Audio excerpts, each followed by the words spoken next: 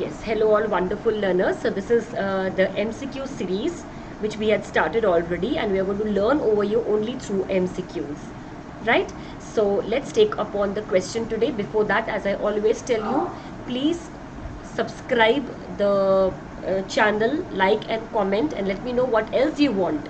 And this is the Telegram group wherein I provide free notes for the all the text I am taking over here.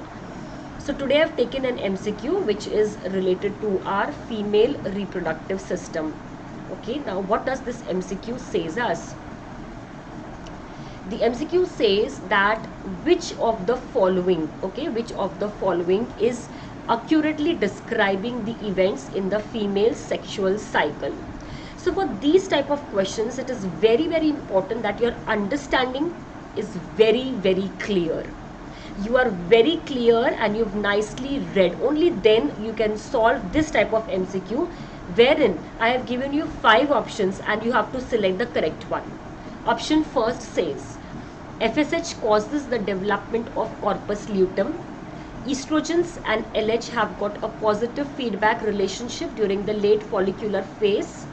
Estrogens are primarily produced by the theca cells. During the luteal phase, estrogen increases more in comparison to progesterone, and LH is responsible for the development of the primary follicles. So you can definitely get this answer correct if your understanding about the hormones is very, very clear.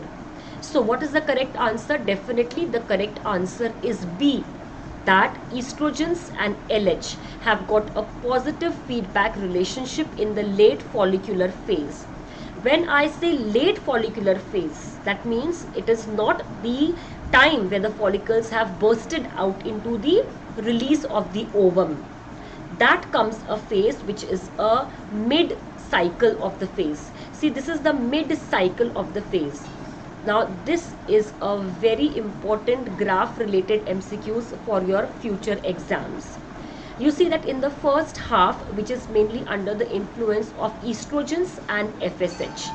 That means FSH, which we call as the follicle stimulating hormone, is very important for the growth and development of the follicles, and the pre-ovulatory period is mainly dominated by estrogens. Normally, estrogens do not have a positive effect on LH, but due to unknown reasons, during the mid of the cycle, that is between the 12th to the 14th day of the cycle, if the cycles are regular of 28 days, this estrogen creates a positive feedback effect on LH. If there is no positive feedback effect, ovulation cannot take place. So you can see that between 12th to 14th day, there is a peak of LH which causes ovulation.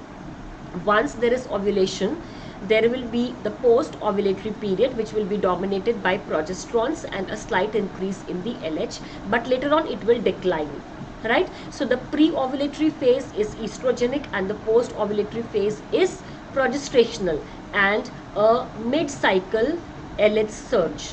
You must also remember the other test of ovulation, for example a rise in the basal body temperature, that is a mark of the progesterone, then the changes in the cervical mucus, and very important, when you do a blood analysis you will get increased LH.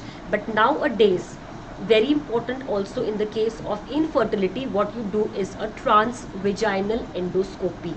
Okay, a transvaginal endoscopy, that means the USG is done transvaginally, serially following from around the 3rd or the 4th day of menstruation to the ovulation, to see that whether the growth of the follicles is accurately being done or not. Sometimes there is growth of follicles and the follicles do not rupture.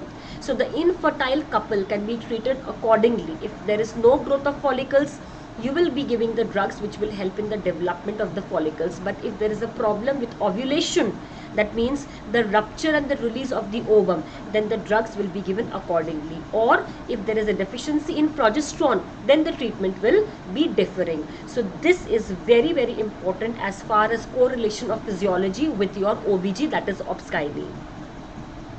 Other options: FSH causes development of corpus luteum. No, it is the LH that causes development of corpus luteum, because FSH is responsible for follicles. Estrogens produced by theca cells? No, primarily estrogens are produced by the granulosa cells. Luteal phase में estrogens more? No. Progesterones more? LH more important for follicles? No. It is the FSH which is more important for the follicles. Hope I have made this topic crystal clear to you. Waiting for all your good responses on how did you understood it well. Thank you and have a happy learning.